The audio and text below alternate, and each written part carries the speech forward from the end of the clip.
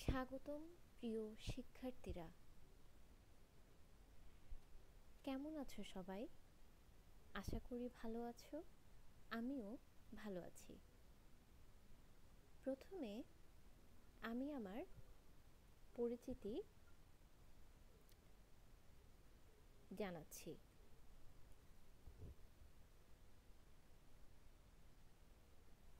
আমার নাম Rimi Barua, roll 269, session 2020, BEd professional, teachers training college, Chittagong. আজকে আমি নবম দশম শ্রেণীর বাংলা প্রথম পত্রের গদ্যাংশ নিয়ে আলোচনা করব। প্রিয় শিক্ষার্থী, প্রথমে আমি তোমাদের কিছু ছবি দেখাবো। প্রথম ছবিতে আমরা দুটি শিশু দেখতে পাচ্ছি। দ্বিতীয় ছবিতে দেখতে পাচ্ছি শিশুরা খুব আনন্দের সাথে খেলাধুলা করছে। তৃতীয় ছবিতেও আমরা একই দৃশ্য দেখতে পাচ্ছি। চতুর্থ ছবি এবং পঞ্চম ছবিতেও হাসি খুশি কিছু শিশু আমরা লক্ষ্য করছি। এই শিশু কিশোরদের দেখে কি মনে হচ্ছে? সুস্থ শিশু কিশোর। এরপর আমি আবারও কিছু ছবি তোমাদেরকে দেখাচ্ছি। প্রথম ছবিতে দেখা যাচ্ছে একজন মহিলা, তিনি কালো চশমা পরে আছেন। দ্বিতীয় ছবিতে একজন কিশোর পা দিয়ে লেখার চেষ্টা করছে। তৃতীয় ছবিতে আমরা মুখ বন্ধ করা একটা মেয়ে দেখতে পাচ্ছি। চতুর্থ ছবিতে হাত দিয়ে লিখছে এমন একটি মেয়ে দেখতে পাচ্ছি। এবং পঞ্চম ছবিতে ইশারা ইঙ্গিত করে এই ভঙ্গিতে কিছু দেখানোর চেষ্টা করছে তা দেখতে পাচ্ছি। আমরা এই ছবিগুলোতে কিছু অভাব লক্ষ্য করতে পারছি। তাহলে এরা কি ধরনের শিশু? প্রতিবন্ধী শিশু। আজকে রবীন্দ্রনাথ ঠাকুরের সুবা গল্পে একটি বোবা প্রতিবন্ধী মেয়ে, এই নিয়ে আজকে আমার পাঠ।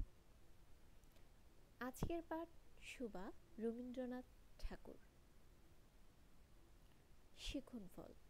এই পাঠ শেষে শিক্ষার্থীরা লেখক পরিচিতি বলতে পারবে, নতুন শব্দের অর্থ লিখতে পারবে, বাক প্রতিবন্ধীদেরও অনুভূতি আছে সে কথা বর্ণনা করতে পারবে। লেখক পরিচিতি। আমাদের আজকের পাঠের লেখক হচ্ছেন রবীন্দ্রনাথ ঠাকুর। রবীন্দ্রনাথ ঠাকুর জন্ম 1861 সালের 7ই মে, 1268 সালের 25শে বৈশাখ। তার জন্ম কলকাতার জোড়াসাঁকোর ঠাকুর পরিবারে। পিতা মহর্ষি দেবেন্দ্রনাথ ঠাকুর, পিতামহ ছিলেন প্রিন্স দ্বারকানাথ ঠাকুর। মাত্র 15 বছর বয়সে তিনি তার বনফুল কাব্য প্রকাশ করেন। 1913 সালে তিনি গীতাঞ্জলি কাব্যের জন্য নোবেল পুরস্কার পান। তিনি একাধারে সাহিত্যিক, দার্শনিক, প্রাবন্ধিক, শিক্ষাবিদ, সুরকার ও গীতিকার। তার রচিত অজস্র ছোট গল্প, প্রবন্ধ, উপন্যাস, কবিতা, গান রয়েছে। তিনি 22শে শ্রাবণ 1348 সালে 7ই আগস্ট 1941 সালে কলকাতায় শেষ নিঃশ্বাস ত্যাগ করেন। তিনি বিশ্বকবি উপাধিতে ভূষিত ছিলেন। এরপর আমরা জানব কিছু শব্দার্থ। ছবিতে আমরা কি দেখতে পাচ্ছি? সূর্য অস্ত যাচ্ছে।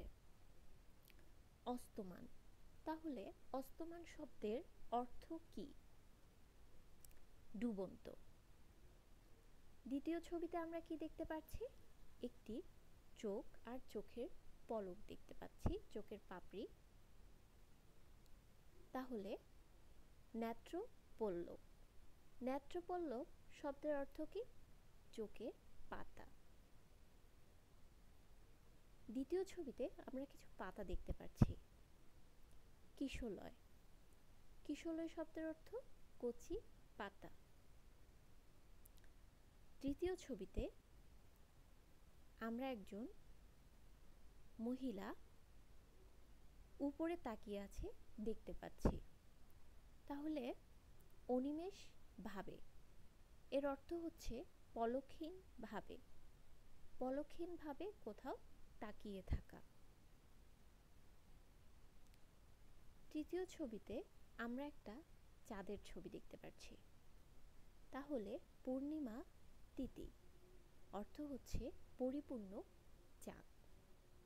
এরপর ছবিতে একজন দাঁড়ানো অবস্থায় ব্যক্তি দেখতে পাচ্ছি, যিনি স্থির হয়ে দাঁড়িয়ে আছেন।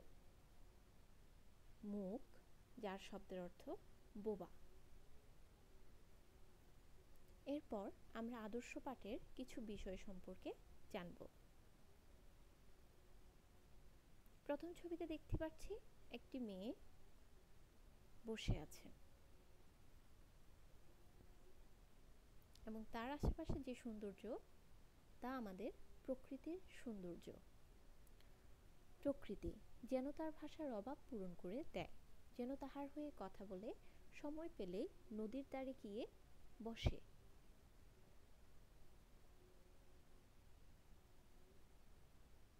দ্বিতীয় ছবিতে দেখতে পাচ্ছি একটা পোষা প্রাণীর সাথে একজন মেয়ের বন্ধুত্বসুলভ আচরণ। 3 বার গোয়াল ঘরে যাইত, তাছাড়াও গৃহে যেদিন কোনো কঠিন কথা শুনিত, তখন সে মুখ বন্ধু গাভী দুটির কাছে যাইত, তারা গা ঘেঁষিয়া শিং ঘষিয়া তাকে সান্ত্বনা দিত।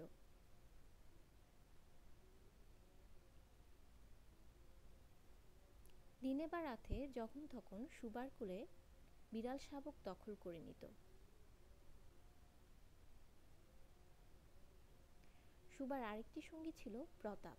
অকর্মণ্য ছিপ দিয়া মাছ ধরিত। মাছ ধরার সময় বাক্যহীন সঙ্গীই দরকার, তাই সুবার মর্যাদা সে বুঝিত।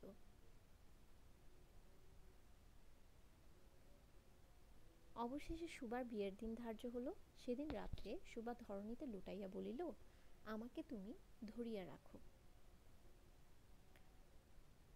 প্রিয় শিক্ষার্থীরা, এতক্ষণ আমরা যে অংশটুকু পড়েছি, এই অংশে আমরা শুধু একজনের উপস্থিতিই দেখেছি, আর আমরা এই অংশে শুধু সুবাকে নিয়েই কথা বলেছি এবং সুবার সম্পর্কে জেনেছি। আমাদের মূলত আজকের পাঠের প্রধান অংশ সুবার সম্পর্কে জেনেছি।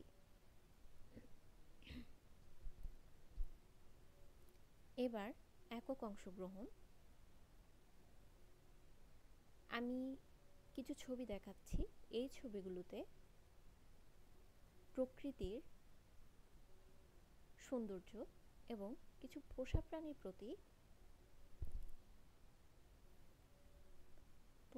প্রতি ভালোবাসা দেখতে পাচ্ছি।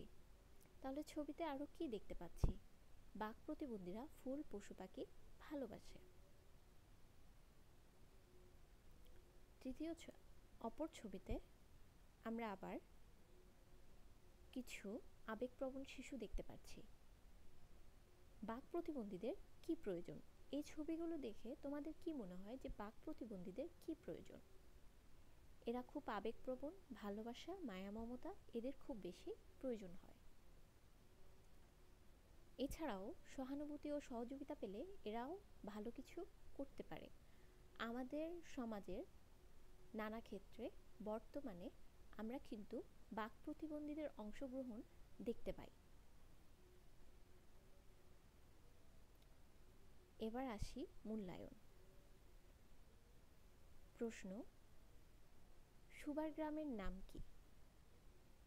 উত্তর খুব সুন্দর, চণ্ডীপুর।